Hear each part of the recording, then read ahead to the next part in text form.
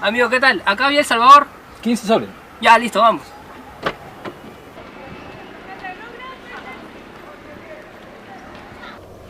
Hasta el Villa El Salvador, amigo, está bien lejos. ¿En cuánto llegaremos, mazo? Uf, bueno, pues la distancia, pero le seguro que está bien lejos.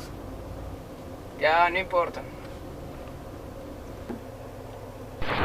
Hayan carteles del Movadef y explosivos en vivienda de Ancón.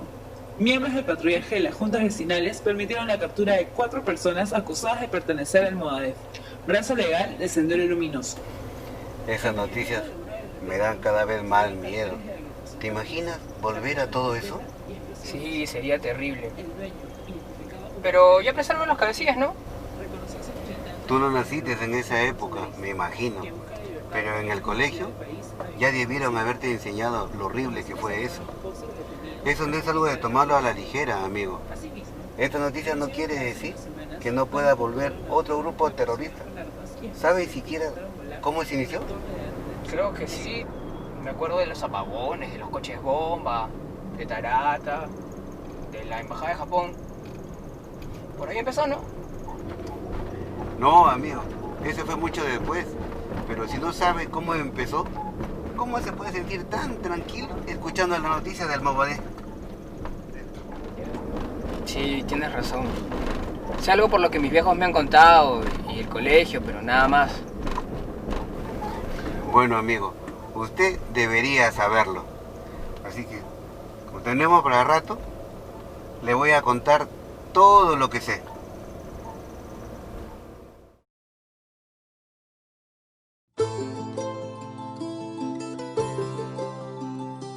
Yo viví en Ayacucho cuando los primeros ataques terroristas empezaron. En los años 80, un grupo de personas que tenían una ideología en común y eran guiados por un líder, usaron la violencia para intentar llegar al poder.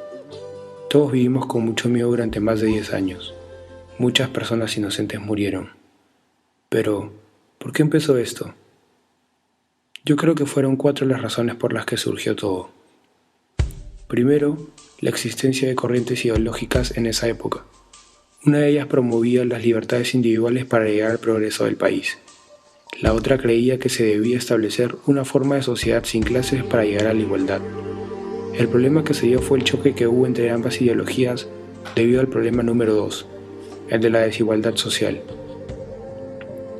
La centralización era muy intensa en esa época y las personas en provincias se sentían apartadas. Los grupos ricos vivían principalmente en las ciudades más pobladas y otros vivían alejados, marginados del Estado y del avance económico y social. Por eso surgieron grupos que querían acabar con esto, para que se tomen en cuenta sus necesidades. El tercer problema fue la expansión de estas ideologías a través de las universidades. Las personas que lideraban los primeros grupos vieron en la educación universitaria una forma de esparcir sus ideologías. Además, sabían que de esa forma no llamaban la atención y era menos probable que fueran descubiertos. El cuarto problema fue la poca educación a la que accedían los sectores apartados y la formación frágil en valores. De esta forma, fue muy fácil que los que fueron cabezas del movimiento iniciaran una lucha armada y que usaran la violencia para lograr sus fines. La lucha armada obligó a muchas personas a cometer actos de violencia y terror, pese a que éstas no querían. El movimiento fue creciendo cada vez más y en poco tiempo se convirtió en terrorismo.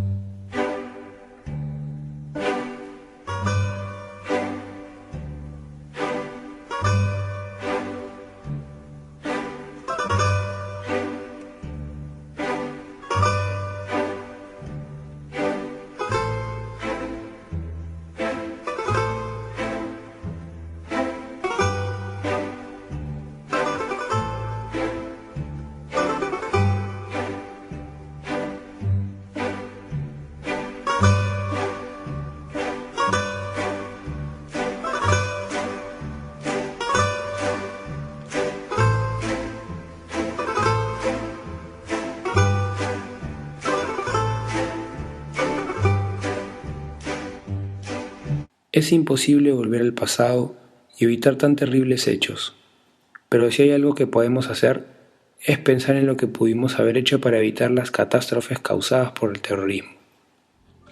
Todos debemos aprender a respetar las diferentes ideologías sin la necesidad de llegar a la violencia para imponer nuestras ideas sobre otras. Sobre la centralización y desigualdad social que siempre ha existido en nuestro país, una primera solución parte del Estado.